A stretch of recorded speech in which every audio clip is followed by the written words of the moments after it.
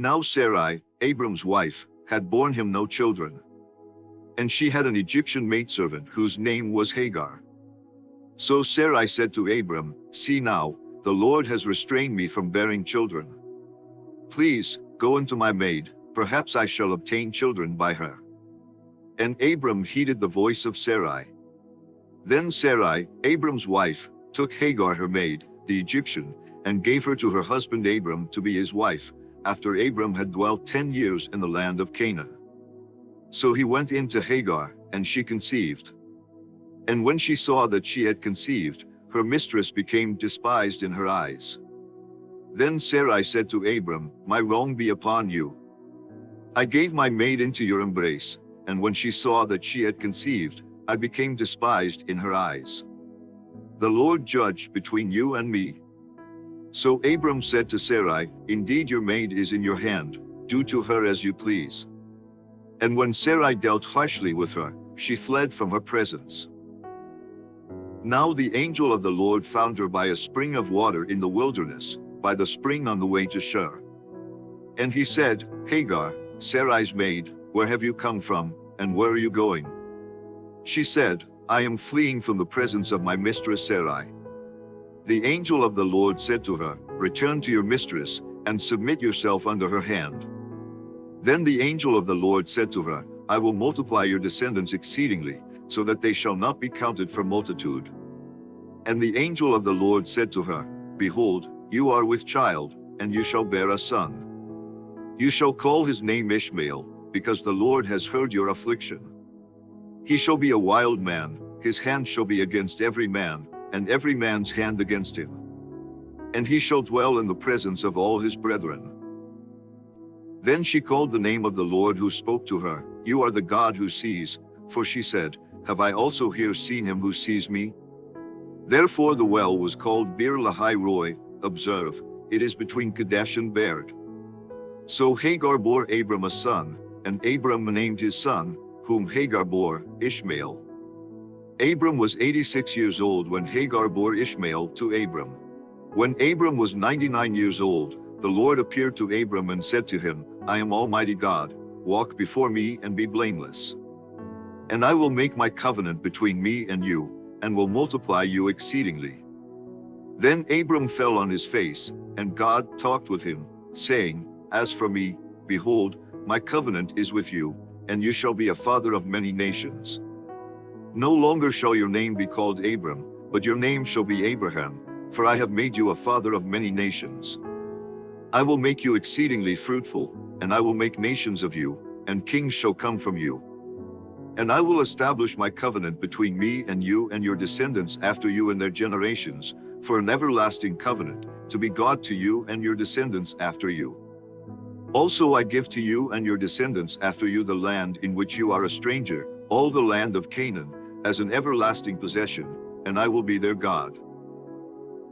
And God said to Abraham, "As for you, you shall keep my covenant, you and your descendants after you throughout their generations.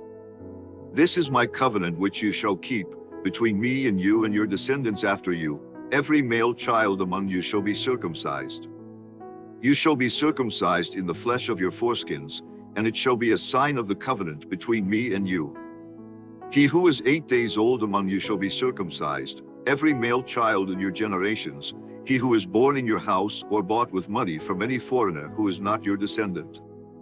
He who is born in your house and he who is bought with your money must be circumcised, and my covenant shall be in your flesh for an everlasting covenant. And the uncircumcised male child, who is not circumcised in the flesh of his foreskin, that person shall be cut off from his people, he has broken my covenant." Then God said to Abraham, "As for Sarai your wife, you shall not call her name Sarai, but Sarah shall be her name. And I will bless her and also give you a son by her. Then I will bless her, and she shall be a mother of nations, kings of peoples shall be from her." Then Abraham fell on his face and laughed, and said in his heart, "Shall a child be born to a man who is 100 years old? And shall Sarah, who is 90 years old, bear a child?" And Abraham said to God, "Oh, that Ishmael might live before you." Then God said, "No, Sarah your wife shall bear you a son, and you shall call his name Isaac, I will establish my covenant with him for an everlasting covenant, and with his descendants after him. And as for Ishmael, I have heard you. Behold, I have blessed him, and will make him fruitful, and will multiply him exceedingly. He shall beget 12 princes, and I will make him a great nation. But my covenant I will establish with Isaac, whom Sarah shall bear to you at this set time next year.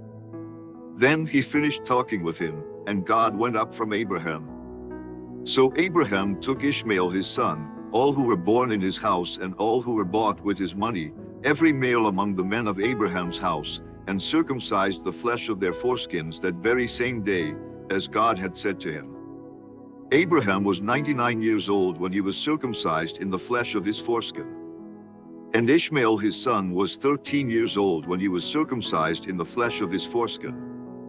That very same day Abraham was circumcised, and his son Ishmael, and all the men of his house, born in the house or bought with money from a foreigner, were circumcised with him. Afterwards, the Lord appeared to Abraham by the oaks of Mamre as he sat at the entrance of his tent during the heat of the day. He lifted up his eyes and looked, and saw 3 men standing nearby. When he saw them, he ran from the entrance of the tent to meet them and bowed down to the ground.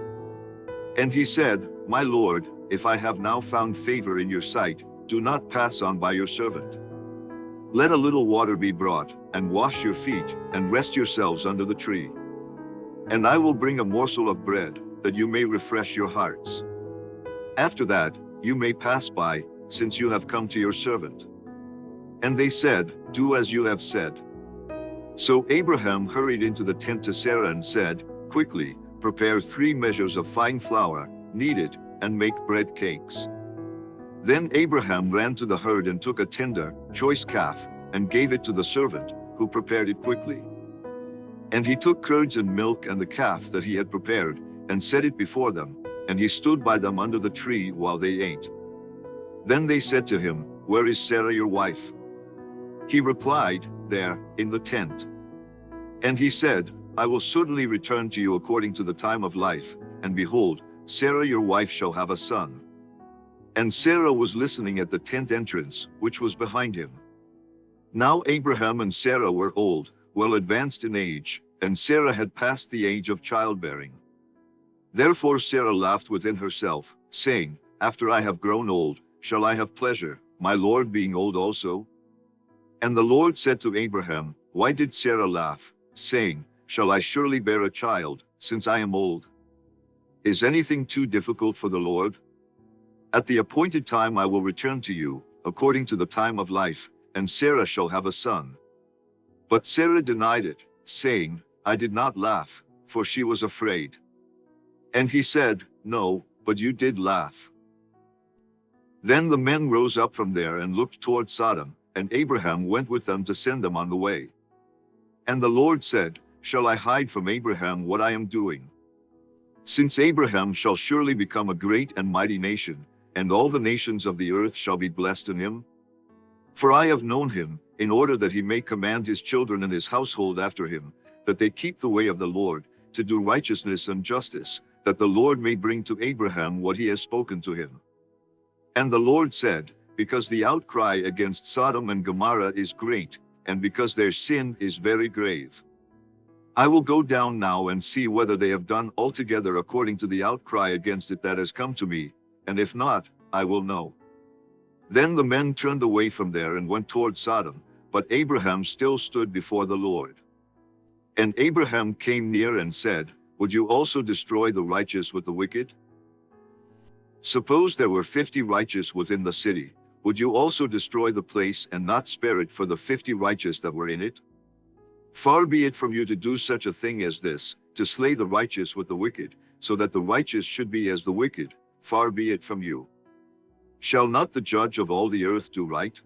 So the Lord said, If I find in Sodom 50 righteous within the city, then I will spare all the place for their sakes. Then Abraham answered and said, Indeed now, I who am but dust and ashes have taken it upon myself to speak to the Lord. Suppose there were 5 less than the 50 righteous, would you destroy all of the city for lack of 5? So he said, If I find there 45, I will not destroy it. And he spoke to him yet again and said, Suppose there should be 40 found there? And he said, I will not do it for the sake of 40. Then he said, Let not the Lord be angry, and I will speak. Suppose 30 should be found there? So he said, I will not do it if I find 30 there. And he said, Indeed now, I have taken it upon myself to speak to the Lord. Suppose 20 should be found there? And he said, I will not destroy it for the sake of 20. Then he said, Let not the Lord be angry, and I will speak but once more. Suppose 10 should be found there? And he said, I will not destroy it for the sake of 10. So the Lord went his way as soon as he had finished speaking with Abraham, and Abraham returned to his place.